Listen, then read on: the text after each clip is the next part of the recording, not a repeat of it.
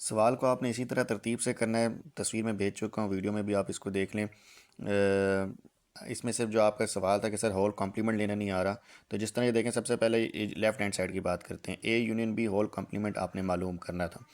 तो सबसे पहले आपने ए यूनियन बी मालूम किया। ये मैंने पहली लाइन में सिर्फ उसका जो स्टेटमेंट थी वो लिखी है कि A union B whole complement का मतलब है कि यूनिवर्सल में से ए यूनियन बी को माइनस करना, U minus A union B. A union B सबसे पहले आप लिखेंगे, ए यूनियन बी आपने मालूम करना है, तो ये मैंने ए सेट लिखा है, दरम्यान में यूनियन का साइन डाला है, फिर बी लिखा है, बी सेट। ठीक है, आपने इसी तरह से लिखना है, डायरेक्ट इस तरह नहीं करना ए यूनियन बी लिख के ऊपर इसको सॉल्व करके लिख दें, तो ये डायरेक्ट तो ठीक है, लेकिन इस तरह से ना करें। बिल्कुल इसको इसी पैटर्न पे अगर आप क्वेश्चन को करते हैं तो ये ज़्यादा रीज़नेबल होगा और इसके आपको मार्क्स भी पूरे मिलेंगे और इसमें गलती के चांसेस भी नहीं होंगे, आपसे खुद फिर गलती नहीं होगी। क्योंकि ये क्वेश्चन मैंने आपको बताया कि ये लेंथी हैं, तो अगर आप इसको तरतीब से नहीं करेंगे तो आप खुद इसमें पागल होकर कोई ना कोई गलती कर जाएंगे।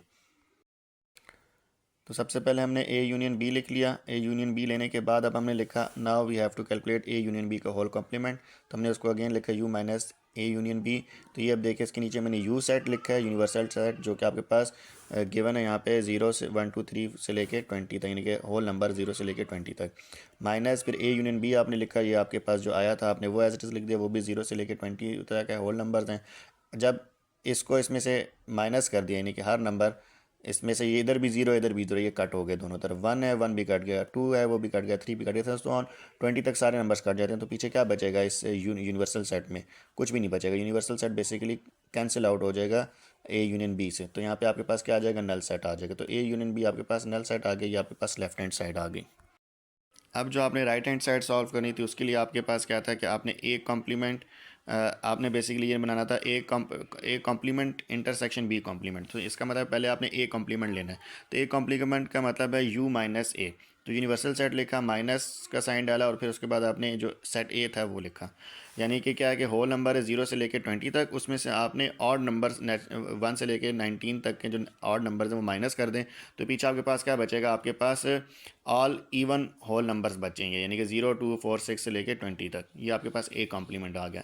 इसी तरह जब आप बी कॉम्प्लीमेंट मालूम करेंगे तो आप इसी तरह लिखेंगे U minus B. Universal set आपने पूरा लिख दिया 0 1 2 से लेके 20 तक।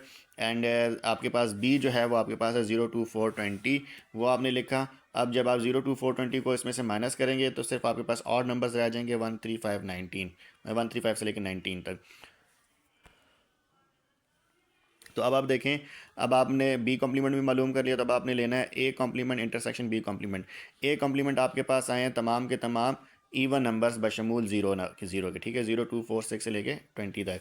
और बी का कॉम्प्लीमेंट आपके पास है 1 से लेके 19 तक, तमाम के तमाम ऑड नंबर्स। तो देखें, एक इवन नंबर है, एक ऑड नंबर है। जब आपने इंटरसेक्शन लेने हैं तो आपने वो तमाम नंबर्स लिखने होते हैं जो दोनों सेट्स में कॉमन हो।